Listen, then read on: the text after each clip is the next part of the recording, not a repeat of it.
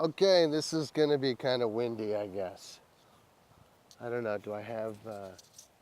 wait a second. Maybe I don't have this right. There. There. I think that's a little better.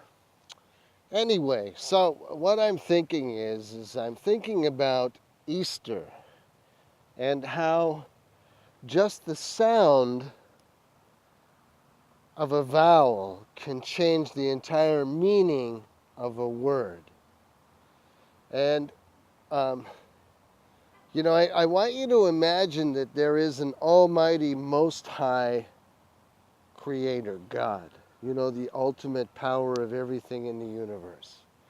And no matter how undeserving I might think I might be to receive anything from that power, it's not for me to determine.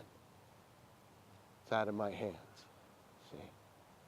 But it brings us to this day that we celebrate within the United States called Easter. And, ever since I was a child, I wondered, what the hell do eggs have to do with Jesus dying on a cross? I can't fucking figure this out.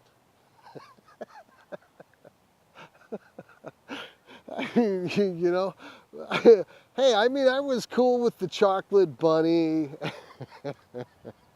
And I don't know, the marshmallow bunnies and the chocolate eggs and, hey, and the Easter egg hunt, right? Going around and chasing and finding these hidden eggs that were different colors, okay? Fuck. As a kid, that is some fun shit, okay? Thrown in a basket, okay? As a child, that is like one of the fucking number one fun fucking things to do, okay? Especially when you're in competition with everybody else, okay? But what the hell does fucking eggs have to do with Jesus dying on a cross, okay? Well, nothing. Nothing that's good, okay? But see, within the United States, we have this infusion of the mystery schools, the mystery teachings, the mystery organizations like the Freemasons and some of their siblings, I would call them, quasi-Freemasonry, Rotary clubs, and various other organizations that would really contest that they have absolutely nothing to do with Freemasonry. But after closer examination, once you find out their root origins, you'll probably be led to believe that, well, they've been misinformed, and intentionally so they wouldn't understand the dynamics to these things either. So remember I said, think about, there being an almighty creator, okay? Now imagine an ancient worship of a god named Ishtar, a fertility god. Notice how the vowel changes from Estar to Ishtar, I-S-T-H-A-R. Wait, I spelled that wrong. I-S-H-T-A-R, yeah, Ishtar, okay, Ishtar. See, Ishtar, Ishtar, Easter, Ishtar. Do you get the difference here? You see the similarities because the ancient customs of Ishtar were fertility, eggs, and procreation, and spring, the beginning of the new year where plants were planted, crops were planted, and bounty was to be harvested in the fall. So these are pagan rituals, okay, that the church along the way, clearly, Christendom, even that which separated from the Roman Catholic Church in the Reformation, where you have John Wesley and you have a number of other church leaders that bring about the branch off of Roman Catholicism, the Protestant movement itself, along with the Church of England and the Presbyterian, and I mean, it just goes on and on and on and on. And you've got Calvinism that comes in on there, and clearly you have the incorporation is backed as recent from my studies. Like, some people would debate, but whether you go with the Gnostic texts or whether you go with some of the major influences like the Council of Nicaea that took place among the Roman Catholic persuasion. And where I would differ from that is that I do not believe that we are sinners, born sinful, born into, or born sinners. We might be born into a sinful world, and that world takes us hostage as slaves and takes us in through our ignorance and our innocence and our naivete. It takes us into bondage. I would call that sin, okay? Because that is reflective of my personal experience of coming into this world. And I really don't care whether anyone else agrees with me or not. I understand this to be the absolute facts.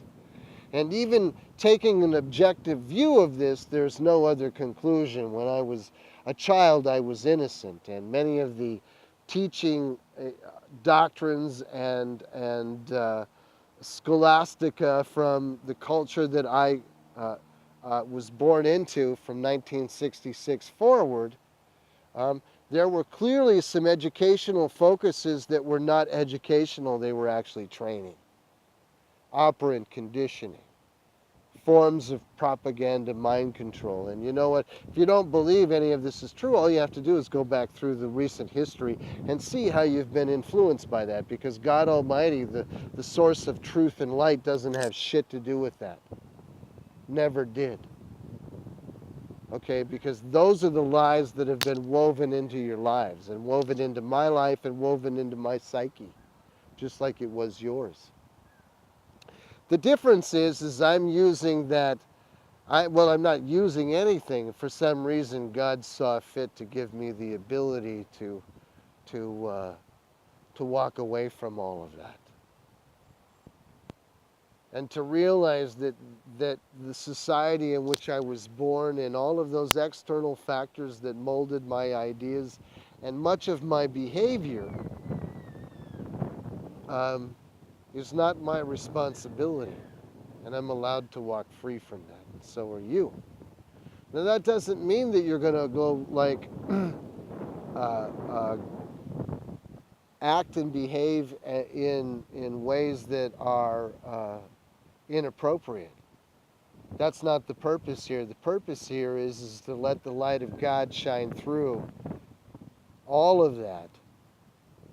And hear the wind just kicking up, man.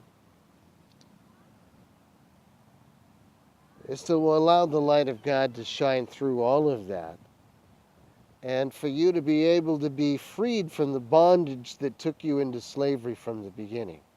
No matter what point you are on that scale of life. I don't care if you're 12 years old, if you're 15 years old, if you're 28 years old, if you're 37 years old, if you're 49 years old, if you're 61 years old, 79 years old, 96 years old. I don't care how old you are. You have a right to return to that innocence that you were born into this world with. And you know what? Perhaps the world doesn't like the message that I'm carrying. Well, it's the only rationale and the only reason that I can comprehend out of this world, because I've seen so much and I've been subjected to so much and I've researched so much. And when you take a closer look at the United States and the guiding philosophies, and you see that you have presidents like George Washington and Roosevelt and President Ford and other people throughout history, just to give you an idea, that were involved in Freemasonic rituals and orders you know what? You have cause to be concerned about things like that. Maybe you should investigate to see what those particular organizations were all about. And then, if you take it a step farther, you'll see that the Illuminati, they their point of origin, at least uh, in the realm of humanity, right? And I'm not talking about the spiritual realm of Satan. I'm talking about the realm of humanity. It got its beginning uh, with with Adam Weishaupt in 1776, who was a Jesuit priest that was taken out of the order, and he swore an oath, or swore to destroy all religion and all monarchies and governments. That was the objection, and the idea here was to glorify anything that was perverted and perverse, contrary to what you see that's good and decent and right, that you would want for anyone that you love. See, that's really the measuring stick is that what you would want for someone that you love, your daughter. You would want her to meet a good man that treats her well and loves and cherishes her. That's the kind of thing you'd like for your daughter. For your sons, you would want that they meet a good woman that they can shower with their love and kindness, and that it would be appreciated and returned back, right? All of these wonderful thoughts that are consistent with what you would hope God to be all about. But when you find out that these Freemasonic movements and the Illuminati are diametrically opposed to that, and really they're trying to usher in a world of just twisted, perverted shit. And the more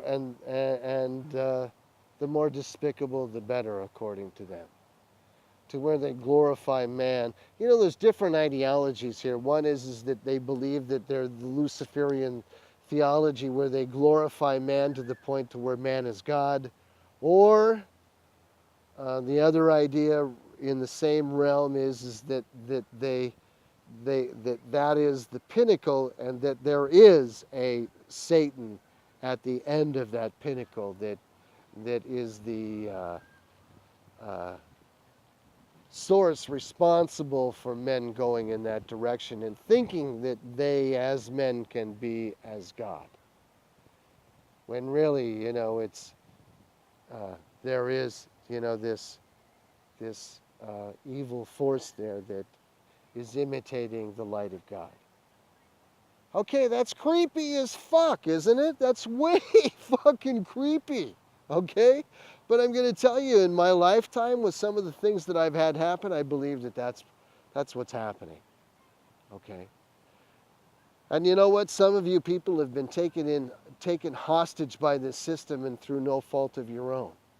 And I know that's hard for you to believe, especially if you've acted out and you've harmed other people.